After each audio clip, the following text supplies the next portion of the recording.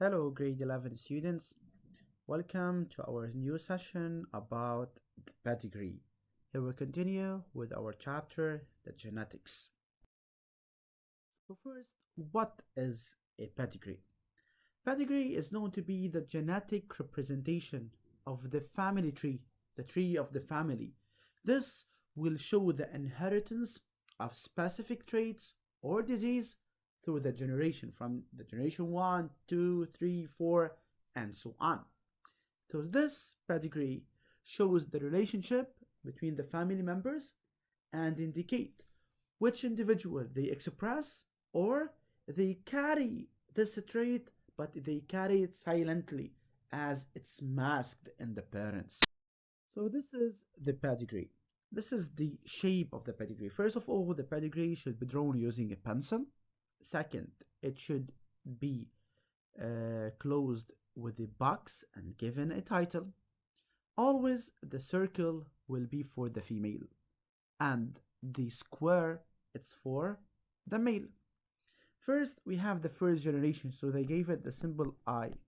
I is not I, this is 1 in Roman. And this is number 2, the second generation.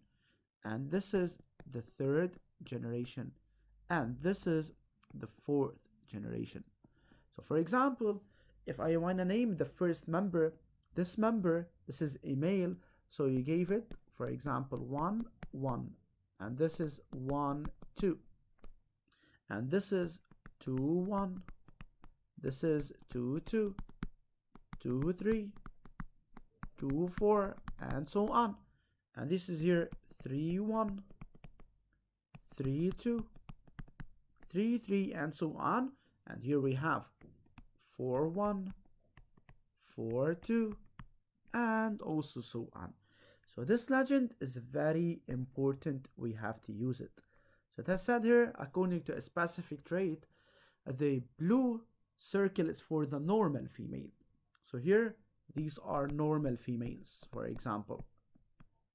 And the square is for the normal male, the blue square, while the red square for affected male, and the red circle is for affected female. So this is the legend that is given in the. So here we have an application, and during this application we're going to explain this pedigree. Sarah and Maher, both of them, they are normal, so they don't have any problem or any disease. They have a family history of albinism. What is the albinism? Albinism is a disease where the melanin is not produced. This will lead to the lack of pigmentation of the hair and skin. Here are albino. So the person that has albinism is said to be an albino. So he has a problem in the melanin. So this leads to absence of pigmentation in the skin and in the hair cells. Also, this is the albino. They have mostly the white hair. So this is albinism disease. So Maher, they gave birth to 4 children. Ahmed, which is a male, Jack, also male, Mary, female, and Fatima. All were normal, except Jack, who turned out to be an albino. So Jack is an affected individual. Part 1, they want us to construct the pedigree or the family tree representing this family. So Sarah and Maher, they gave birth to 4 children. We're going to represent them. All of them, they are normal, except for the person which is an albino 1. Determine the dominant and recessive. We have to determine it according to the pedigree, and we have to justify our answer. Designate by symbols the corresponding alleles. Determine the possible genotypes or genotypes of the parents and their children, and then we have to perform the essential factorial analysis to verify these results. Let's start step by step. Here, notes before we start. Every time we have a circle, this is for a female. Trait 1, let's say trait 1 is the normal. So trait 2 is going to be the affected or disease or abnormal, while the square is for the man. Trait 1, let's say it's the normal in this case, and trait 2 is for the affected. Whenever with us this rhombus, for example, is for fetus. Whenever we see a male and female and they are connected with a line, this means we have marriage. Relative meeting or consanguineous meeting is for meeting between relatives, okay, cousins and so on. So they put the same, but they put two lines in the middle. Here we have children. So for example, we have two couples, they marry and they give birth to children. And here, whenever we see this for twins. So this is the pedigree. Always and always, this pedigree is going to be like this. So Maher and Sarah, they marry and they gave birth to Ahmad, Fatima, Mary, and Jack. You have to give the legend here. So the legend is the circle, the white circle for normal woman, the white box for, or the white square for the normal man. Albino man is the box that is filled with the colored blue. Here we don't have an albino woman, that's why we didn't put. And here is the title, you can put it under the pedigree. And the pedigree, you have to close it using a pencil and a ruler inside a box. Here we have in this pedigree. Let's give, for example, the symbols. Symbols for the male, for the alleles of the albino and the normal. But before we give, Maher and Sarah, both of them, they are normal. But they gave birth to affected individual Jack. So the allele of the disease, it was masked in the parents. So it is recessive with respect to the normal dominant allele. So dominant is normal. So let's give for the normal the symbol N. And for the allele of the disease, let's give it the symbol A small. First of all, Jack is affected. And the allele of the disease is recessive. So it should be expressed only in homozygous. So let's give N capital. Sure, you have to give, let N be the symbol of the allele coding for the normal, which is dominant over the recessive allele of the disease. So N for the normal, and let's give A small for the albino individual, or for the albinism allele. So here for the affected, or the albino, or the albinism. Okay, so first, Jack is affected. So the genotype should be A small, A small. We don't have other chance, since the allele of the disease is recessive, and it should be in the homozygous state. Maher and Sarah, they are normal, as well as Ahmad, Fatima, and Mary. First of all, Maher is normal. So sure, Maher has the N allele, the normal, which is the dominant, but also Sarah has the normal allele.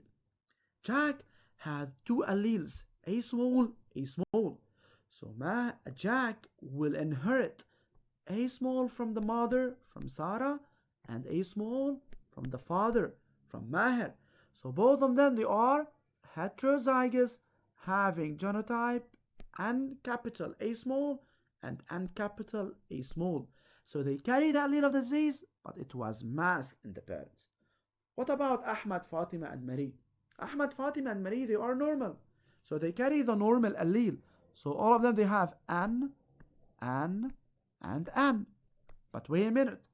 They inherit N from one of their parents. From the other, they may inherit A, or may inherit N capital also. So maybe it's NN or NA. And here, maybe it's NN or NA. Also here, NN or NA. Since they may inherit N from the father and N from the mother, or they may inherit N from the father and A from the mother, or the opposite. So here, we're still confused, but what we have to know is that they have the allele N, which is for the normal. Here they have two possibilities, Mary, Fatima, and Ahmad. Here, since Maher and Sarah, they are normal, but they gave birth to albino Jack.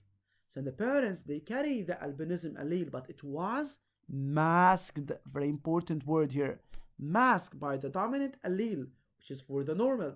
So the normal allele is dominant over the allele of the albinism, which is recessive. Let N capital be the symbol of the normal allele, which is dominant over the recessive allele of albinism, and let A small be the symbol of the allele of albinism, which is recessive with respect to the normal dominant allele. Part 4, we have to give the genotype. So Jack is albino, and the allele of albinism is recessive and can be expressed unless in the case homozygous. So the genotype should be necessarily a small. Maher and Sahra, they gave birth to albino Jack. So they must carry the allele of the disease, but it's masked by the normal allele. So they are heterozygous or hybrid, having genotype and capital A small. So normal allele is dominant. It can be expressed in homozygous or heterozygous. So Marie, Fatima, and Ahmad, they could have received 2 alleles N from each parent, or 1 allele N and 1 allele A. So their genotype, they could be either pure N or hybrid and capital A small. So this is the possibilities for Ahmad, Fatima, and Mary. Part 5, they need to perform the essential factorial analysis to verify the results of Sarah and Maher. Sarah and Maher, they are normal. So they have genotype and capital A small. Let's start. Here we have normal and normal. So let's start first with the phenotype. This is the factorial analysis steps. Male cross female. Both of them, they are normal. So normal male and normal female. And then we move to the genotype. So in the genotype, both of them, they are heterozygous. They are N capital A small crossed with N capital A small. Gametes of symbol gamma. So here we have 50% N, and they have 50% A. And crossed with what? With the female, it will be N, and here it will be A, also 50%, 50%, and here we forgot to put 50%. Table of cross, it should be like this. Cut it to 2. And this is the table of cross, male and female. Here we have what? N 50%, A 50%, N 50%, and A 50%. So N, it's a 25%, NA 25%, NA also it's 25%, and AA it's 25%. So here we have NN 25, which is normal, NA 25, which is normal, NA also 25%, which is normal, and AA 25%, which is normal. If I want to work also with proportion, it should be here 1/2, and 1/2, 1/2, and 1/2. If I want to work with proportions, and here half, and half, and here half, and half. So if I want to work with proportion, this should be 1/4, and this should be 1/4, and this should be 1/4, and this should be 1/4. So 3/4, they are normal, while 1/4, it's affected. So let's continue with the table of results. So in the table of results, what do we have to do? Table of results, so we have to put genotype and phenotype. So genotype, we have NN 25%, NA it's 50%, and we have AA 25%. So here total 75% they are normal, or as I said, if you want to work in proportion, it's 3/4, and 25% albino, or they have albinism. So here 3 out of 4 of the children they are normal, except Jack with an albino 1/4. So therefore results are verified.